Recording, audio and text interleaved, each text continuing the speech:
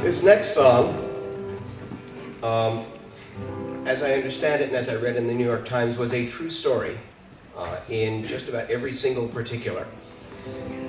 This is by a folk singer from New York named David Roth. Not David Lee Roth. Okay. Just to be very clear, just two names, David Roth. It's called Dragon to Butterfly.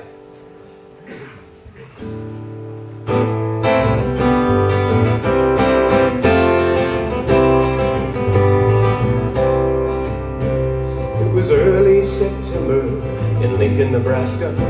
Two friends were conversing at dusk on a porch. One was all wrapped up in blankets and pillows, the other in old overcoats. Affection was easy to witness between them, the physical closeness, a tender exchange. The one in the coat gently stroking the other, who struggled but managed to talk just the same.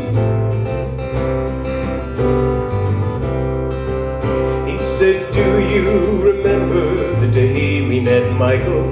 I heard you were coming and I called many times. I didn't want someone like you to move in here. I wasn't used to your kind. But instead of returning my ignorant curses, you just kept on answering the phone. And you knocked on my door with a bucket of chicken the first time you came to my home."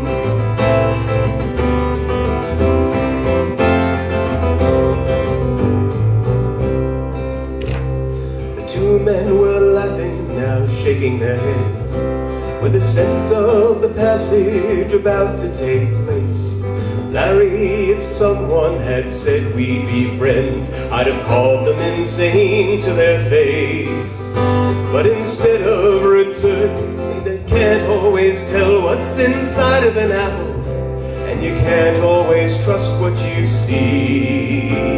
And Michael continued to wonder out loud, after Larry had drifted to sleep, how a man can move mountains, a world can be turned, and the greatest of distances easily spanned, when the strength that's invested in making a fist is transformed into shaking a hand.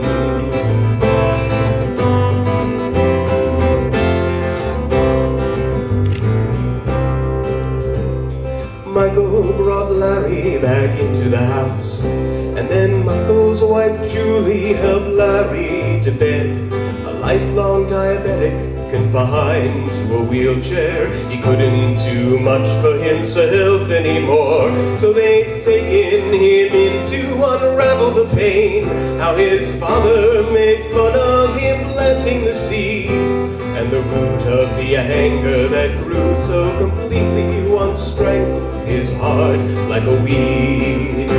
But a man can move mountains, a world can be turned, and the greatest of distances easily spanned, when the strength that's invested in making a fist is transformed into shaking a hand.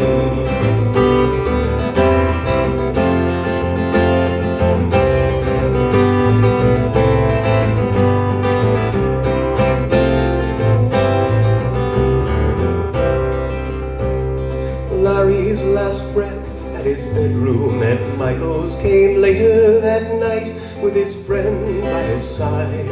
Thank you was all he could whisper for changing a dragon to a butterfly. For Larry was once a white knight, the grand dragon, with robes and with torches, with scorn and with hate. And Michael the rabbi, who just moved to Lincoln with two open arms and with faith. That a man can move mountains, a world can be turned, and the greatest of distances easily spanned, when the strength that's invested in making a fist is transformed into shaking a hand. When the strength that's invested in making a fist is transformed into shaking a hand.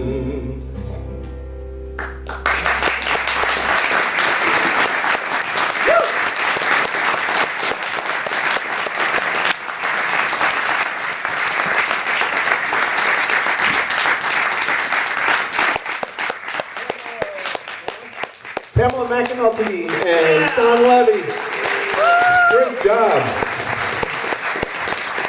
So the next act, I guess, is going to require